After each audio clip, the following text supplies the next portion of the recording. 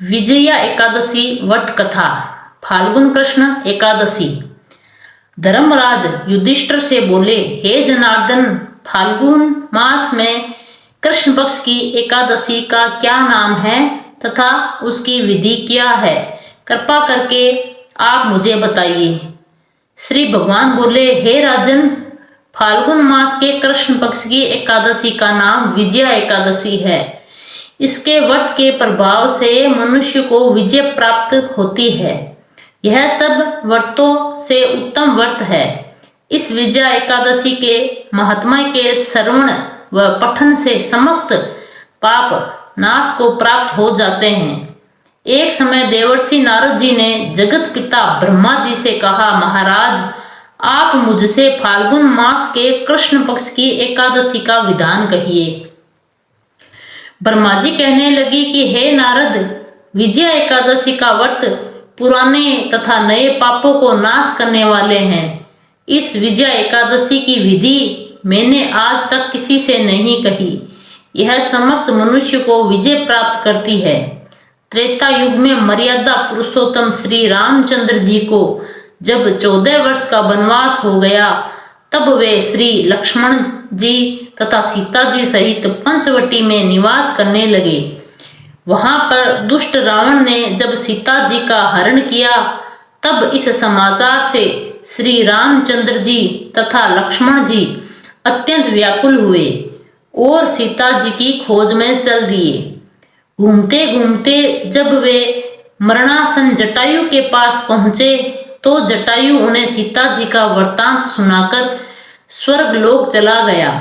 कुछ आगे जाकर उनकी सुग्रीव से मित्रता हुई और बाली का वध किया। हनुमान जी ने लंका में जाकर सीता जी का पता लगाया और उनसे श्री रामचंद्र जी और सुग्रीव जी की मित्रता का वर्णन किया। वहां से लौटकर हनुमान जी ने भगवान राम के पास आकर सब समाचार कहे। श्री रामचंद्र जी ने वानर सेना सहित सुग्रीव की संपत्ति से लंका को प्रस्थान किया। जब श्री रामचंद्र जी समुद्र से किनारे पहुंचे, तब उन्होंने मगरमच्छ आदि से युक्त उस अगाध समुद्र को देखकर लक्ष्मण जी से कहा कि इस समुद्र को हम किस प्रकार से पार करेंगे। श्री लक्ष्मण जी ने कहा, हे पुराण पुरुषोत्तम, आप आदि पुरुष हो, सब जानते हो। यहाँ से आधा योजन दूर पर कुमारी द्वीप के वक्लालभ्य नामक के मुनि रहते हैं। उन्होंने अनेक ब्रह्मा देखे हैं। आप उनके पास जाकर इसका उपाय पूछिए। लक्ष्मण जी के इस प्रकार के वचन सुनकर श्री रामचंद्र जी वक्लादय भय ऋषि के पास गए और उनको प्रणाम करके बैठ गए। मुनि ने भी उनको मनुष्य रूप धारण किए हुए पुराण पुरुषोत्तम समझकर उनसे पूछा कि हे राम, आपका आना कैसे हुआ? रामचंद्र जी कहने लगे कि हे ऋषि, मैं अपनी सेना सहित यहाँ आया हूँ और राक्षसों को जीतने के लिए लंका जा रहा हूँ। आप कृपा करके समुद्र पार करने का कोई उपाय बतलाइए। मैं इसी कारण से आपके पास आया हूँ।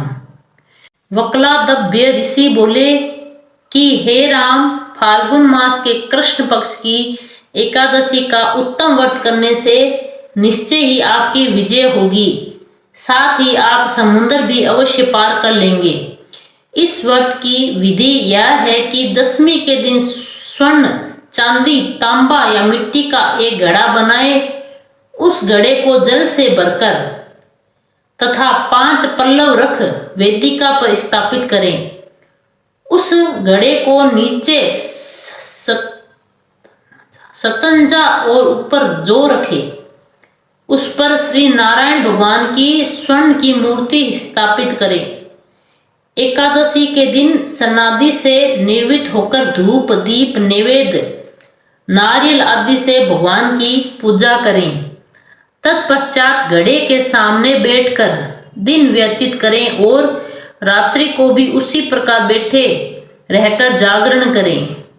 द्वादशी के दिन नित्य नियम से निर्वृत्त होकर उस घड़े को ब्राह्मण को दे दें। हे राम, यदि तुम भी इस व्रत को सेनापतियों सहित करोगे तो तुम्हारी विजय अवश्य होगी। श्री रामचंद्र जी ने ऋषि के कथनानुसार इस व्रत का पालन किया और इसके प्रभाव से दैत्यों पर विजय प्राप्त की। अतः हे राजन, जो कोई मनुष्य विधि पूर्वक इस व्रत को करेगा, दोनों लोकों में उनकी अवश्य विजय होगी।